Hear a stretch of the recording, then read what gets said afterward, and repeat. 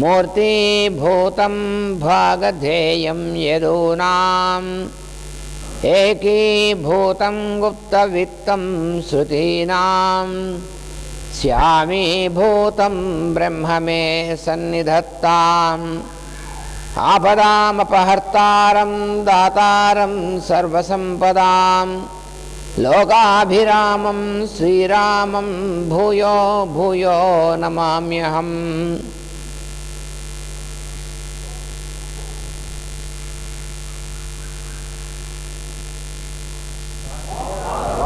వాసుదేవ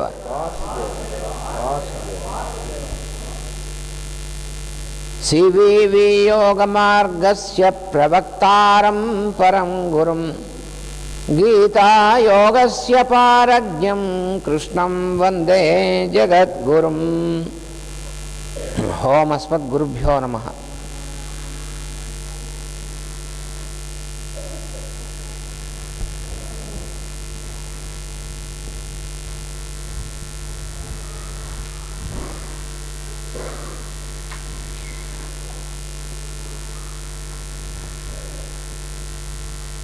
తద్విద్ధి ప్రణిపాతేన పరిప్రశ్నేన సేవయా ఉపదేక్ష్యంతి తే జ్ఞానం జ్ఞానినస్తత్వదర్శినః.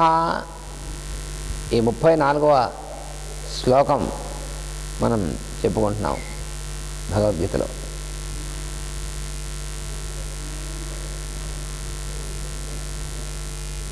తద్విద్ధి ప్రణిపాతేన పరిప్రశ్నేన సేవయా. తత్ అంటే ఆ జ్ఞానం గురించి చెప్తున్నాడు కదా. ఇంతకుముందు శ్లోకంలో జ్ఞానయజ్ఞము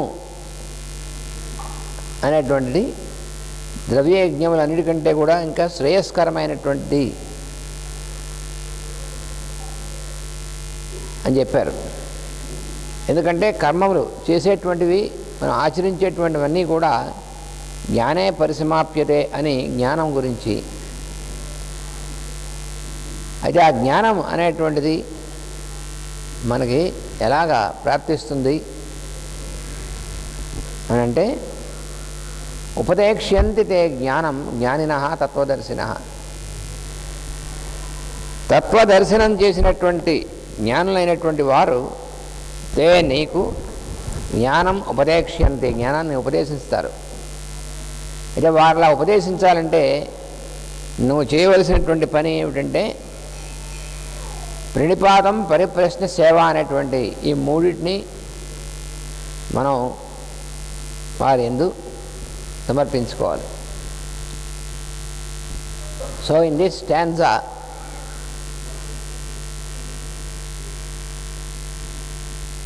in 34 the Lord says true knowledge is realization itself.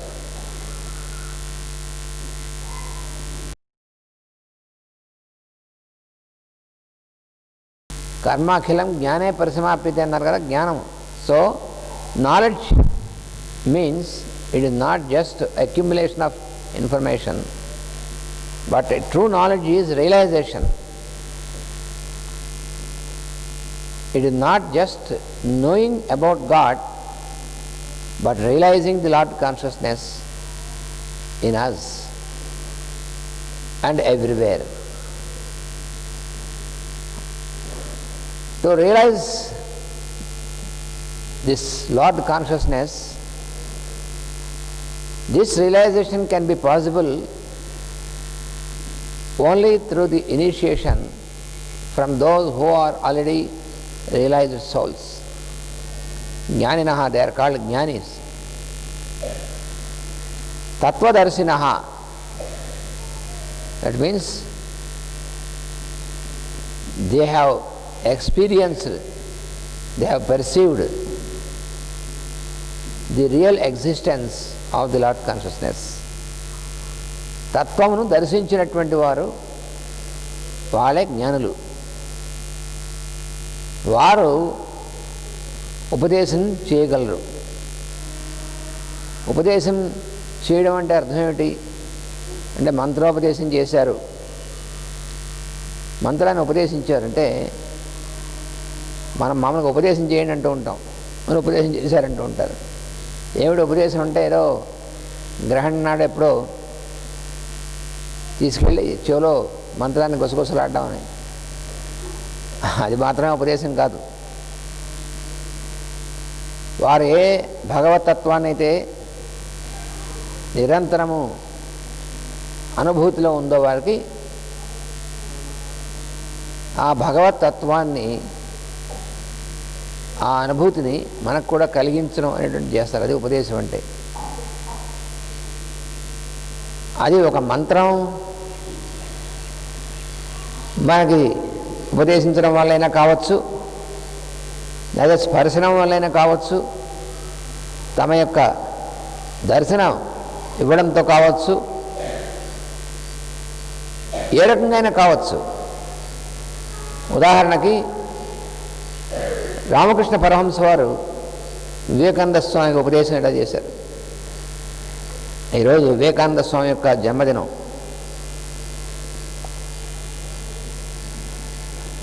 జాతిని ఉద్బుద్ధం చేసేందుకు మరొకసారి అవతరించినటువంటి మహాపురుషుడు వివేకానంద స్వామి.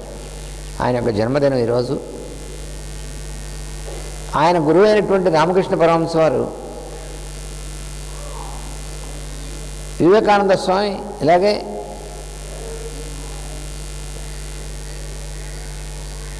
వెతుకులాడుతూ తిరుగుతున్నట్టు ఆయన ఈ స్థితిని, ఈ భగవద్ అనుభూతిని ఎవరిస్తారు అంటే గురువుని ఆయన వెతుక్కుంటూ తిరుగుతున్నాడు నిజమే. కానీ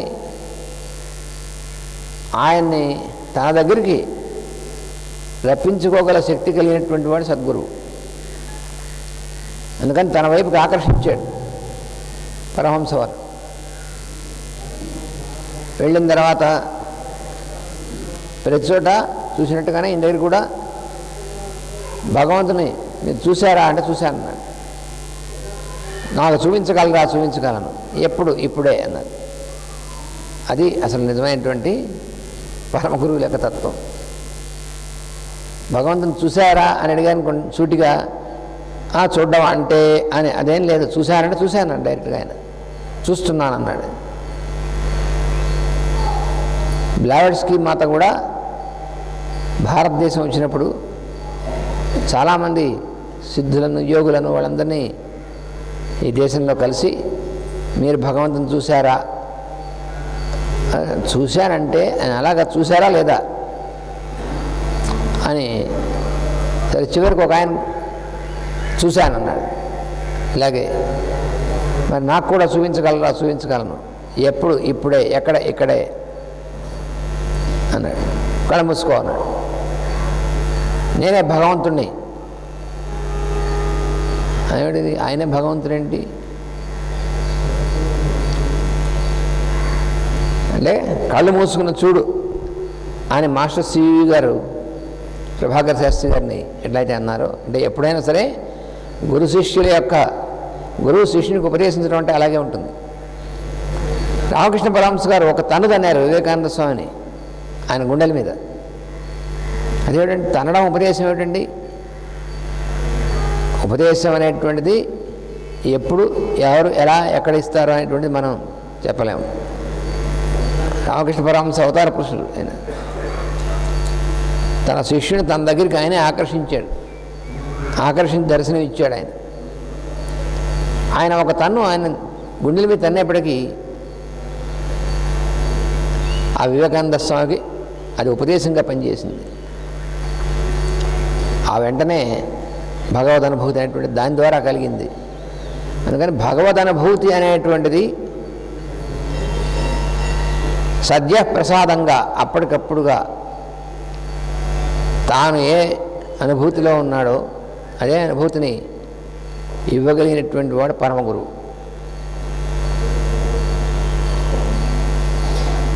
అందువల్ల ఉపదేశం అనేటువంటి మాటకు అర్థం ఏంటంటే అంటే సమీపే దిశ, దగ్గరగా చూపించుట అని అర్థం.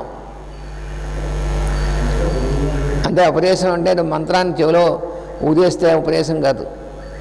పైగా మంత్రం రహస్యంగా చేసుకోవాలి. చెవిలో మంత్రం రహస్యంగా చెప్పాలి ఆ గురువు, ఈ శిష్యుడు రహస్యంగా చెప్తాడు, శిష్యుడు రహస్యంగా చేస్తుంటాడు, రోజు బయటకు ఉచ్చరించకూడదు, జాగ్రత్త. ఇవన్నీ పుట్టినే. మంత్రం అనేటువంటిది బయటకు ఉచ్చరించకూడదు అని ఎక్కడా లేదు. కొన్ని వేద మంత్రాలు, కొన్ని రకములైనటువంటి స్వరములు అవి ఒక్కొక్క సందర్భంలో బయటకు ఉచ్చరించవద్దు అన్నారు. ఉదాహరణకి అరుణ పాఠం అని ఉంది. అందులో ఆ అరుణ పాఠంలో కొంత దూరం వచ్చిన తర్వాత అపక్రామంతు గర్భిణ్య అని ఉంటుంది. గర్భిణీ స్త్రీ అయినటువంటి వాళ్ళు ఈ మంత్రం వినకండి అని. ఎందుకంటే అది వింటే ఏమవుతుంది, వాళ్ళకి వెంటనే గర్భస్రావం అవుతుంది. మంత్రాలు చింతకాలు రాలుతాయా లేదో చూడండి. ఆ మంత్రం అయిపోయిన తర్వాత ఉపక్రామంతు గర్భిణ్య మళ్ళీ మీరు వినొచ్చు అనే మంత్రంలోనే ఉంది. ఇటువంటి ఎన్నో ఉన్నాయి వేదంలో. అటువంటి ఎక్సెప్షన్స్ తప్ప మిగిలినవి మంత్రం బయటకు ఉచ్చరించకూడదు అనేటువంటిది ఎక్కడా లేదు. మిగతా వాళ్ళు వినకూడదు మనం చేసే మంత్రం అని ఇటువంటివన్నీ కూడా వ్యర్థమైనటువంటి అభిప్రాయాలు తప్ప, మంత్రం అంటే మననాత్ త్రాయతే ఇది మంత్ర. So what is initiation? So initiation is not merely whispering something in the ears of the disciple. Many persons wrongly understand initiation as some type of whispering of some few letters in the ears of the disciples. But that is not true. Initiation means making the disciple to enter into the same experience of the Lord consciousness in which the master is always living. That is initiation. That can be in any form. For example, Master Ramakrishna Paramahamsa has initiated his disciple Vivekananda, Swami Vivekananda. Today it is his birthday. It is a holy day. So, to initiate Swami Vivekananda, he became Swami afterwards, but a disciple, Paramahamsa, has given just a kick on the chest of the disciple Vivekananda. Simply by this kick with his foot on the chest of the disciple, immediately Vivekananda got into the God experience then and there. Before that, Vivekananda was in search of the real Guru who can give the experience of God immediately. He was questioning wherever he used to meet any saint or so-called Guru. He used to ask him, have you seen God? But many of these Gurus say, of course. No, of course.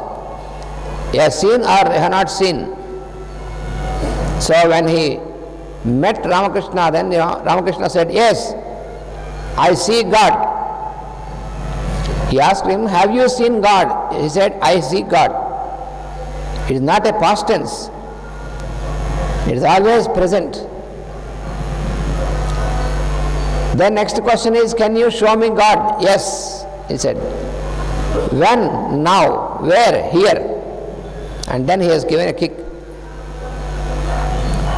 Similarly, when Madam Blavatsky has come to India for the first time, she was overwhelmed by entering into this holy land, and then she was in search of a master who could initiate into Lord consciousness, God experience, and she met many of these sadhus, sants and all with the same question. And finally she met one of such master who was too simple in his dress and all these things, in his look. So she put the same question, have you seen God? He said, yes, I see God. Can you show me? Yes. When? Now, he said, the same manner. Sit, close your eyes. And he said, I am God. What? You are God? No, I am God. You also say this, utter this, I am God. When she repeated this, I am God, then there started the illumination. Of course, she is being guided by these masters since her birth itself, because they have selected her, this soul. She was under training for thousands of years before she has taken the incarnation as Blavatsky in the city of Dnipropetrovsk in Ukraine.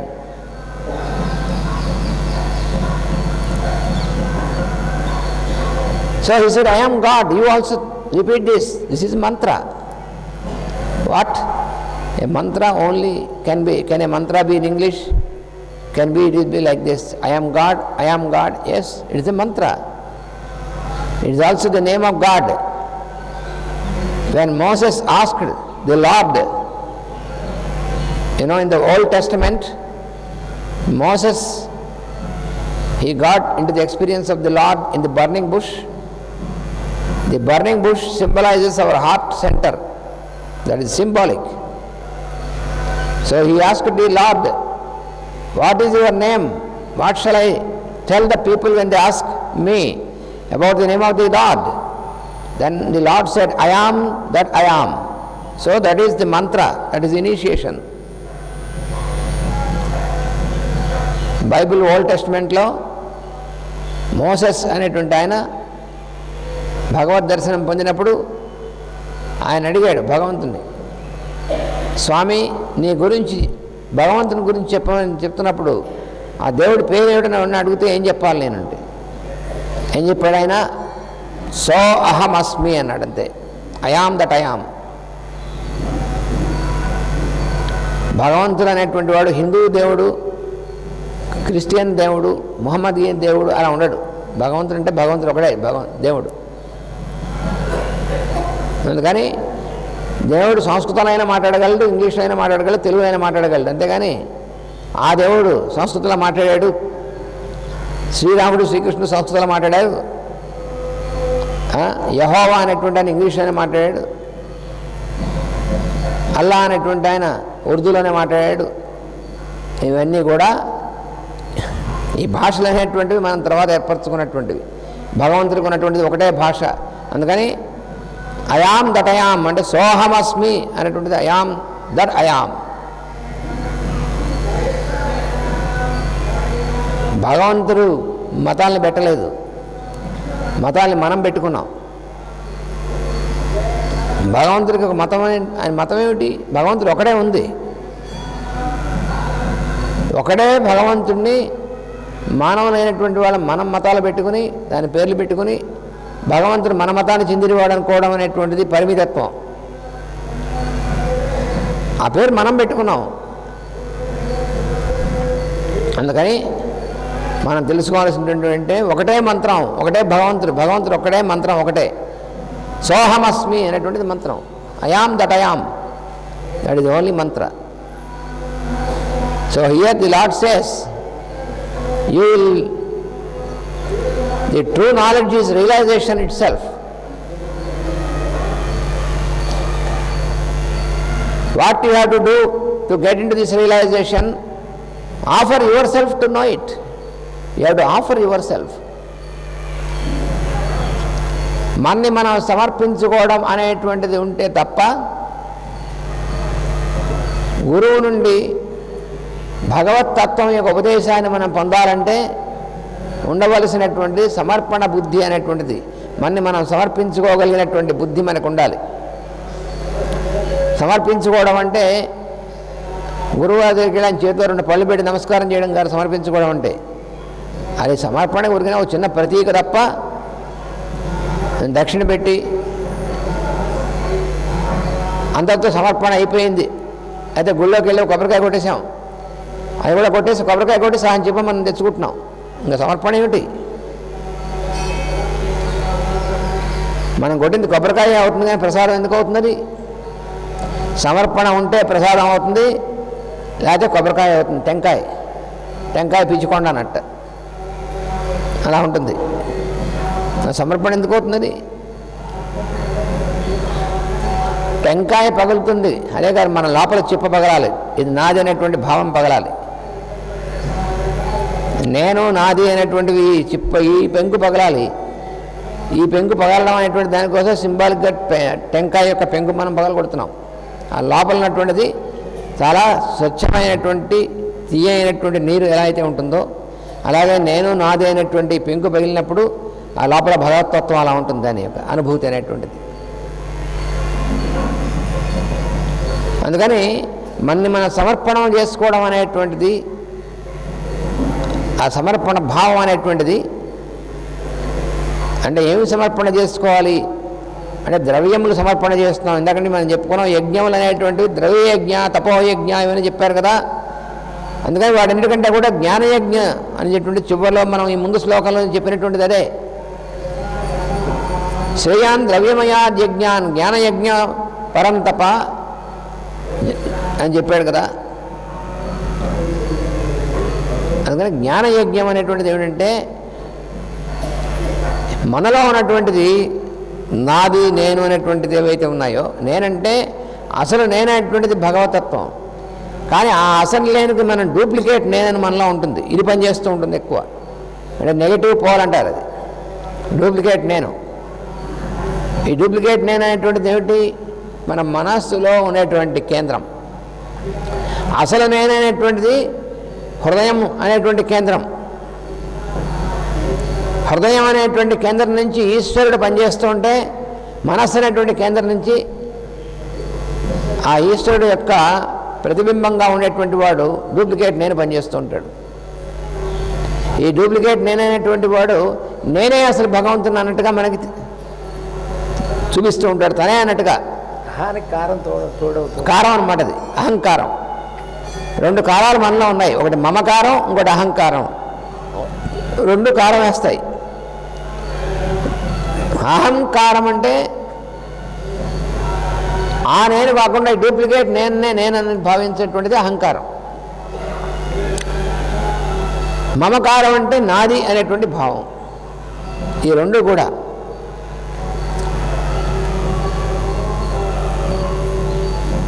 So what we have to offer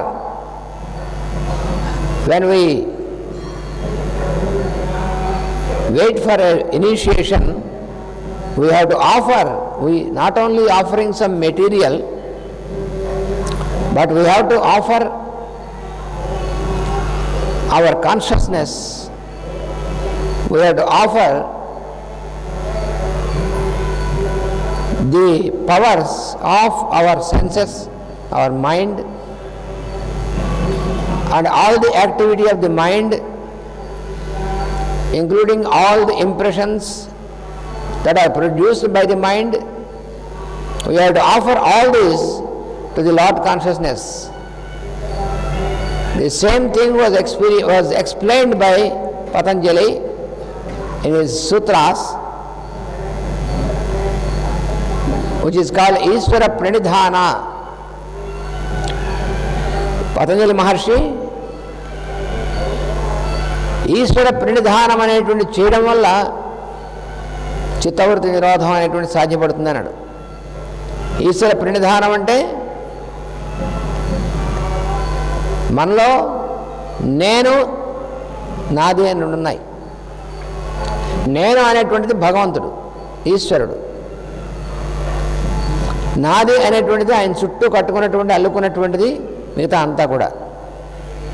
అంటే ఇది కూడా ఆయన వెలుగే, కానీ ఆయన కంటే భిన్నమైనటువంటి అనుభూతిని మనం కలిగించేటువంటిది నాది అనేటువంటిది. ఈ మనస్సు నాది, ఈ శరీరం నాది, ఇంద్రియములు నావి, ఈ వస్తువులు నావి, ఈ సంపద నాది అని నాది అనేటువంటిది ఎంత ఉంటుందంటే విస్తారంగా ఉంటుందంటే దానికి అంతు మనకు కనిపించదు. సముద్రానికి యొక్క అంతు మనకు ఎలా అయితే కనిపించదో నాది అనేటువంటి దానికి కూడా అంత మనకు కనిపించదు. అందువల్ల ఈ నాది అనబడేటువంటివన్నీ కలిపి ఒక్కటే మాటలు చెప్పారు, మమ అని. So what I am and what I have, there are two parts in us. What I am is the Lord consciousness. What I have is His illumination,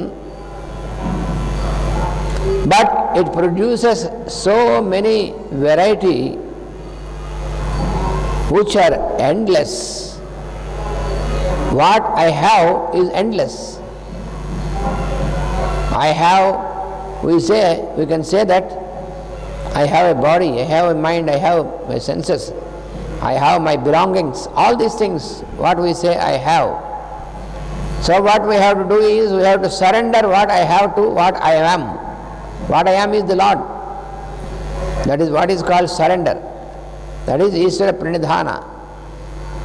That is what is explained by Patanjali. We have to make a surrender of what I have to what I am.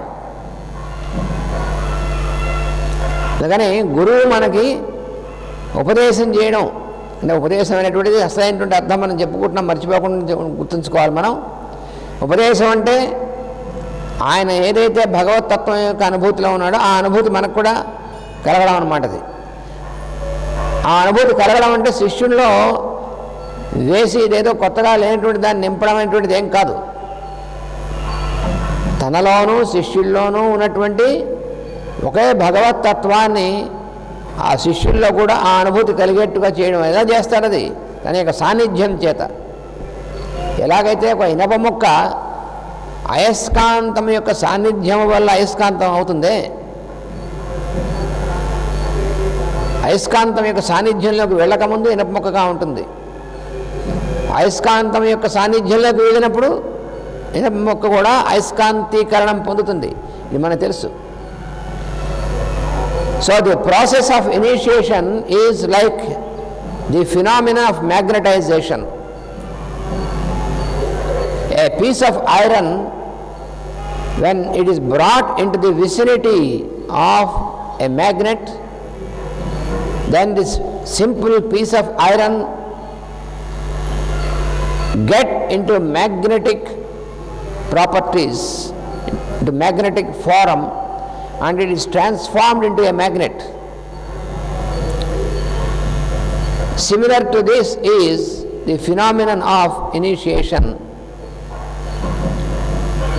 When the disciple enters into the presence of the master, through the presence of the master, he is magnetized and he gets into realization of the Lord consciousness, which is there in himself and also in the master. The same thing. So initiation doesn't mean that the master has to do something from outside.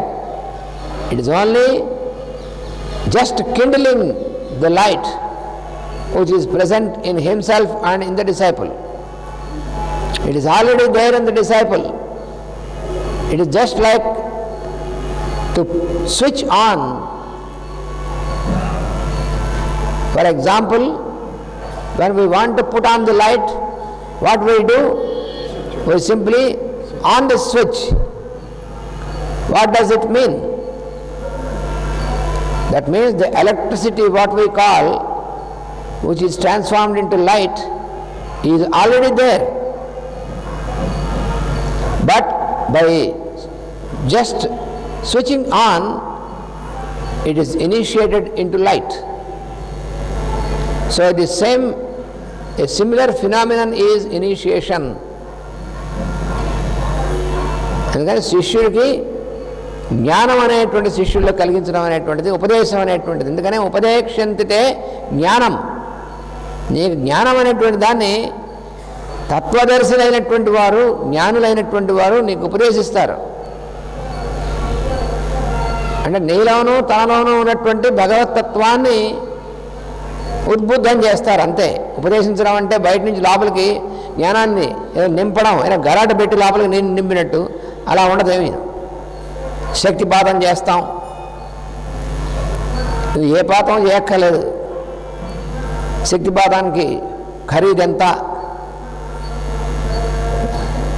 శక్తిపాతానికి ఇంత ఖరీదు, ఇది దానికి ఎంత ఖరీదు, ఇలా ఉండవు.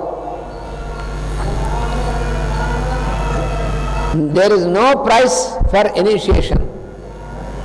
Nowadays you find many of the false masters or gurus who proclaim that they send power into you when you pay the amount of money to the guru, but this is not true. These are not real gurus. There is nothing to pour into the disciple, it is already there. It is only just kindling, invoking the same God presence which is there. శిష్యుల్లో లేనటువంటి దాన్ని కొత్తగా నింపడం అనేటువంటిది ఏమి ఉండదు. నింపడం, తెంపడం అలాంటిది ఏమి జరిగేటువంటిది, శక్తిపాతాలు ఇవన్నీ అట్లాంటిది ఏమి ఉండదు. శక్తి అంత తనలోనూ ఉంది. అంతర్యామి అయినటువంటి వాడు భగవంతుడు శిష్యుడు అంతకుముందు లేడా? ఇలా శిష్యుడు అంతర్యామి రహితుడు అయినటువంటి వాడు అంతకుముందు అజ్ఞానం అన్నమాట అది. అందుకని నిజమైనటువంటి అంతర్యామి యొక్క అనుభూతి కలిగినటువంటి సద్గురు ఉపదేశం అంటే చేయడం అంటే అర్థం శిష్యుల్లోనూ తనలోనూ ఉన్నటువంటి ఒకే వెలుగుది. దాన్ని తన యొక్క సాన్నిధ్యము చేత ఆ అనుభూతిని అతను ఉద్బుద్ధం చేయడం అనేటువంటిదే ఇనిషియేషన్ అంటే. అదే మాస్టర్ సివి గారు కూడా, ప్రభాకర శాస్త్రి గారు కానీ అటువంటి వారు, వారి యొక్క మాస్టర్ గారి యొక్క వాహికలైనటువంటి వారు మొదట వారిని దర్శించగానే ఆ దర్శన మాత్రం చేతనే వారిలో ఉద్బుద్ధమైంది. ఎప్పుడైతే ఆ లోపల ఉన్నటువంటి వెలుగు ఉద్బుద్ధం అవుతుందో ఆ వెంటనే అప్పటిదాకా ఉన్నటువంటి భయములు గేములు ఏమి ఉండవు. ఇక నాకేమి భయములేదిక, నాకేమి వ్యాధిలేదిక అని వెంటనే నిర్భీతి అనేటువంటిది కలిగింది. వేటూరి ప్రభాకర శాస్త్రి గారు ప్రజ్ఞా ప్రభాకరం అనేటువంటి దాంట్లో ఆయన రాసినటువంటిది చూస్తే మనకు తెలుస్తుంది. మొట్టమొదటిసారిగా మాస్టర్ సివి గారిని దర్శించినప్పుడు అప్పటిదాకా కూడా వ్యాధిగ్రస్తుని ఈ జీవితం ఎందుకు అనేటువంటి స్థితిలో ఉన్నటువంటి ఆయన మాస్టర్ సివి గారు ఆ దర్శించగానే ఆయన్ని నీ ఆరోగ్య రక్షణ భారం నాది అన్నారు. అంతే, ఇంకందరితో ఆది వ్యాధులన్నీ ఎగిరిపోయాయి, ఏం లేవు. మళ్ళీ అదేవిధంగా మన తాతగారు రామకోటయ్య గారు కూడా ఆ ప్రభాకర శాస్త్రుల వారి దర్శనం, అలా దర్శనం మాత్రం చేతనే వెంటనే అప్పటిదాకా ఉన్నటువంటి తీవ్రమైనటువంటి వ్యాధులు బాధలు ఒక్క క్షణం నుంచి లేవు మళ్ళీ. అది ఇనిషియేషన్ అంటే. అంతేగాని శిష్యుల్లో శక్తిపాతం చేసి ఏదో శిష్యులు లేనటువంటి దాన్ని నింపడం ఏమీ లేదు. అక్కడ ఏం చేశారు ఆయన?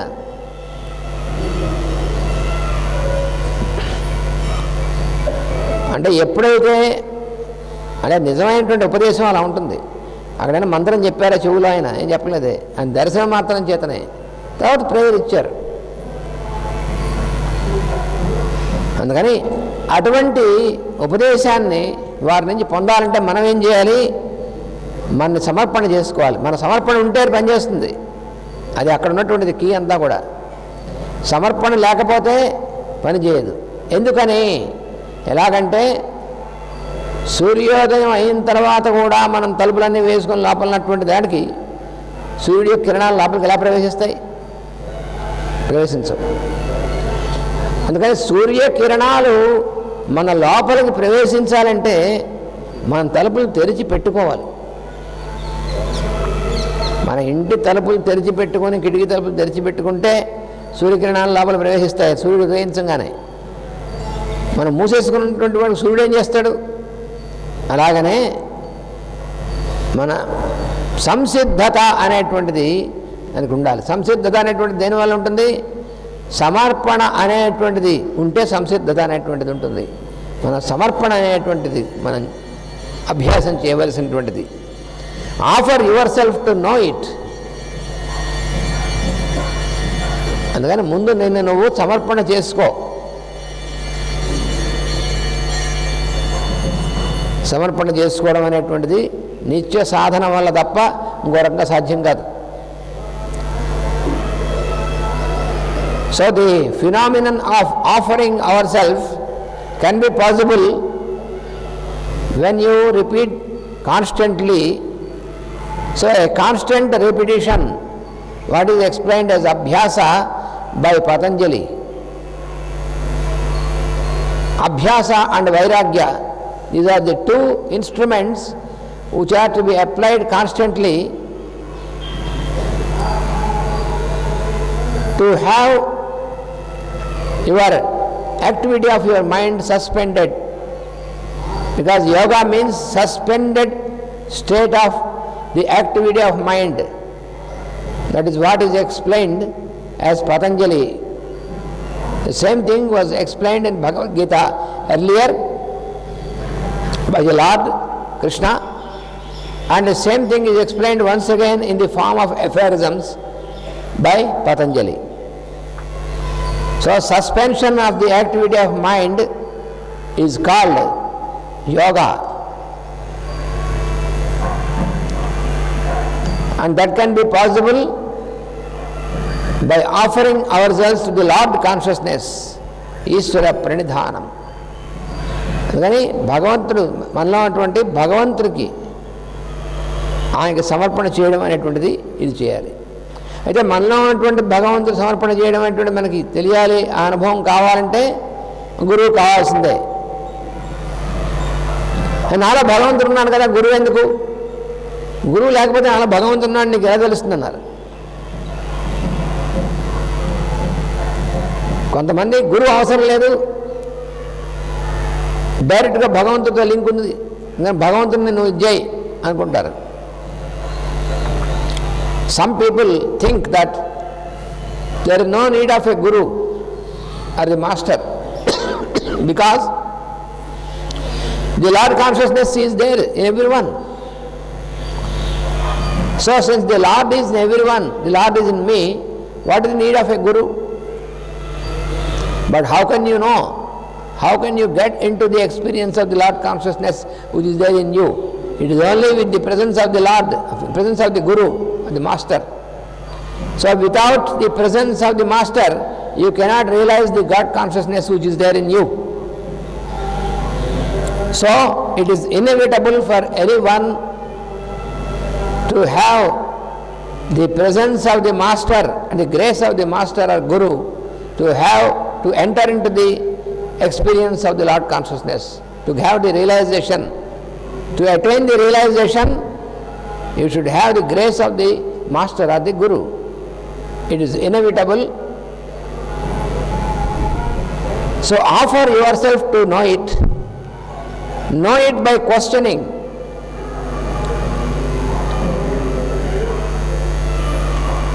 పరిప్రశ్నము, మొట్టమొదటిది ప్రణిపాతము, రెండోది పరిప్రశ్నము, మూడోది సేవ. మొట్టమొదటిది ప్రణిపాతం, నిన్ను నువ్వు సమర్పణ చేసుకోవడం. ప్రణిపాతం అంటే పూర్తిగా శరణ చెందడం, పూర్తిగా శరణ చెందడమే ప్రణిపాతం అంటే. So pranipata means a total surrender by offering. And the second thing is by questioning, because every question has its answer. Answer is there before and question arises afterwards. Generally we think, we understand that there is question before and there is answer afterwards. No. For example, when you study Bhagavad Gita, you can realize either Bhagavad Gita or any of the holy scriptures, when you study, then you can realize that your questions are already answered. There are no new questions.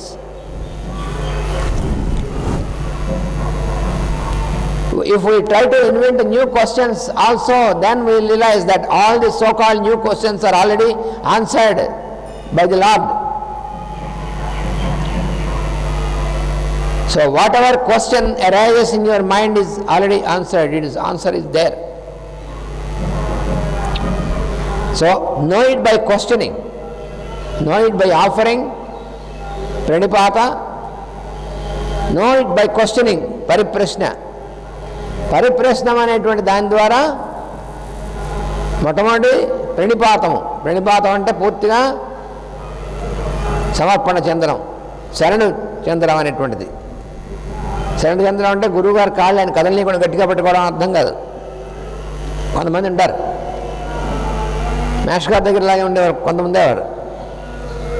అరే ఉండరా నాయన, అక్కడ ఎవరో ప్రాణం మీకు వచ్చిన case మందు ఇవ్వాలి అంటే లేదు అని ముందు గట్టిగా కాళ్ళు పట్టుకున్నాడు ఒక ఆయన.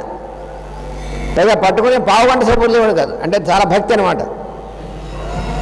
గురువు గారి కాళ్ళని గట్టిగా పట్టుకుని పావుగంట సేపు గట్టిగా నొక్కితే కానీ భక్తి కాదనమాట. అంటే అది అదంతా సమర్పణ అనుకుంటాడు, అది సమర్పణ ఏం కాదు. అలా పాదాలు గట్టిగా వచ్చినంత మాత్రాన సమర్పణ అయిపోతే మనం బాగానే చేస్తాం.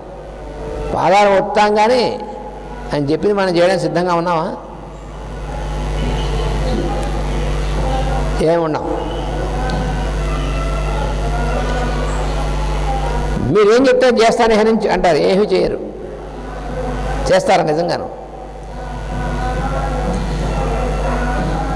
అంత సమర్పణ చేస్తాను మీరేం చెప్తే చేస్తాను. గురువుగారు పాదాలు గట్టిగా పట్టుకుని అవి ఎప్పుడు సమర్పణ చేయడం అంటే ఒకసారి చేస్తే మళ్ళీ చేయాల్సిన అవసరం ఉండదు. మనం ఎప్పుడు ప్రతిపాటి మాటి సమర్పణ చేస్తూ ఉంటాం. రోజుకు 100 సార్లు మీరేం చెప్తే చేస్తూ ఉంటుంటాం. ఏం చెప్తే చేసేవాడు ఇన్నిసార్లు అండు, చెప్పింది ఇంకా అంత ఒకసారి అంతే సమర్పణ అయిపోయింది కదా, ఇంకో ఉండదు మాట. మీరేం చెప్తే చేస్తాను మాటి కంటే వాడు అన్నట్టు నేను చాలాసార్లు సిగరెట్ మానేశాను, వాడు సిగరెట్ కాల్చడం చాలాసార్లు మానేసేట అంటే అర్థం మానలేని అర్థం.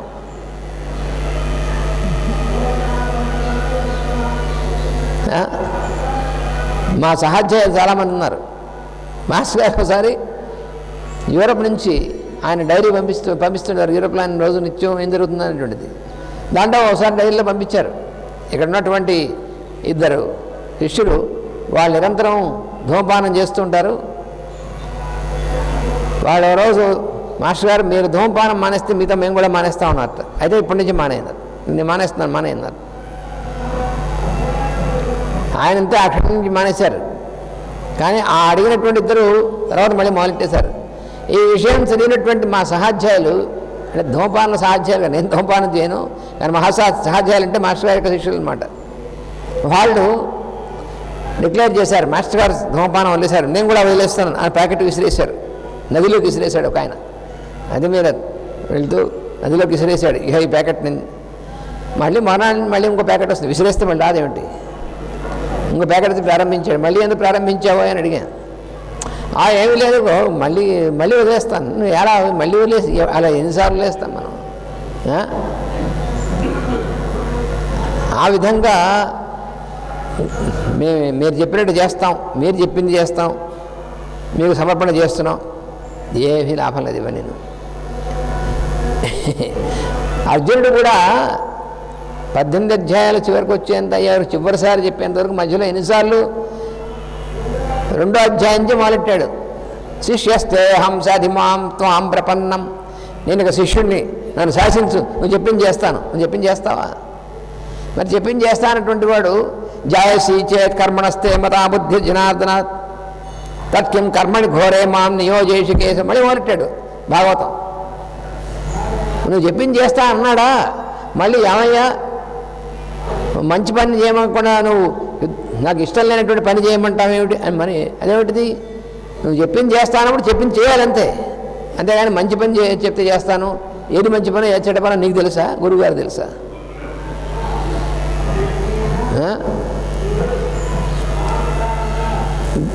గురువుకి సమర్పణ చెందిన తర్వాత చెప్పింది చెప్పినట్టు మాట్లాడకుండా చేయగలిగినటువంటిది చాలా కష్టమైనటువంటి పని. ఎక్కడో ధర్మరాజు తప్ప ఇంకోళ్ళు. అర్జునుడంతటి మహానుభావుడు కూడా అంత కొంచెం టైం పట్టింది. చివరికి కరిష్యే వచనం తవా అన్నాడు. 18 అధ్యాయాలు చివరికి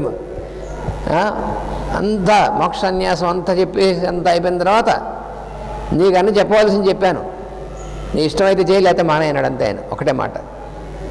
అప్పుడు కరిష్యే వచనం తవా నష్టో మోహ స్మృతిర్లబ్ధ. ఇప్పటిదాకా ఉన్నటువంటిదంతా కూడా అది తొలగిపోయింది స్వామి, ఇంకా నువ్వు చెప్పింది చేస్తాను ఏమైనా సరే. అది నిజమైనటువంటి ప్రణిపాతం అప్పుడు కలిగింది. ధర్మరాజుకో ఆయనకు అసలు మొదల నుంచి ఒకటే, So when you speak of the surrender, many of the disciples, so-called, they declare that they have surrendered to their master, but when they declare many times, that means they have not surrendered. When you have really surrendered yourself, what is the need of declaring once again that you are surrendering? It is just like there are my friends who declared that they are going to stop smoking. So they have declared many times, that means they have not stopped. Just like that.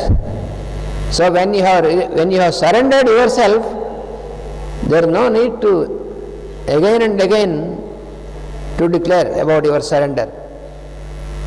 Even the grand disciple Arjuna also, in the second chapter, in the beginning itself, he said, I am confused. I don't know what to do. So I surrender, I offer myself, I surrender myself before your feet. Please guide me, he said. But immediately, in the beginning of the third chapter, once again he said, you are confusing me by telling me two types of things. So like this many times he has questioned. Only at the end, finally he said, I will do what you say. That is surrender.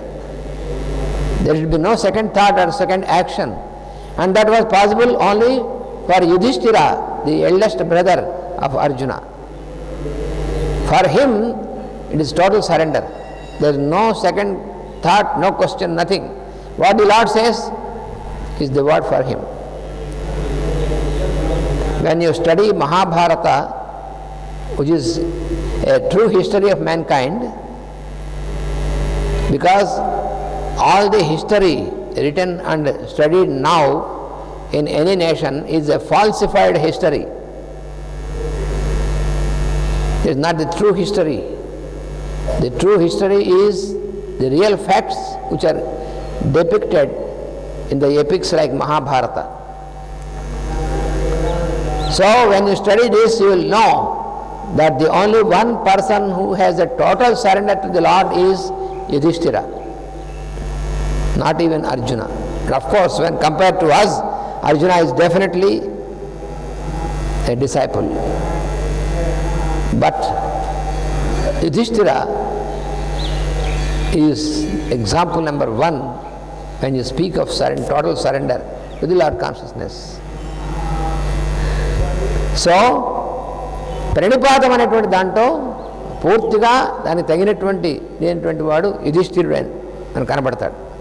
కానీ ప్రణిపాతేన పరిప్రశ్నేన, మూడోది సేవయ అన్నారు.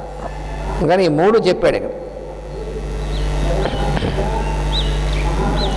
అందుకని ప్రణిపాతం లేక ప్రణిధానం అనేటువంటిది తనకు ఉన్నటువంటి సమస్తము ఈశ్వరుడు సమర్పణ చేయడం అనేటువంటిది, అది ప్రణిపాతం అనేటువంటిది. సమస్తం సమర్పణ చేయాలి అంటే మనకు ఉన్నటువంటిది తాను తానది అనేటువంటి రెండు ఉన్నాయని చెప్పుకున్నాం కదా. తనది అంటే తన యొక్క శరీరం, ప్రాణం, ఇంద్రియములు, మనస్సు, అందులో అభిప్రాయాలు, నమ్మకాలు, ఆశలు, ఆశయాలు, వివిధమైనటువంటి శాస్త్రాలు, స్మరణలు,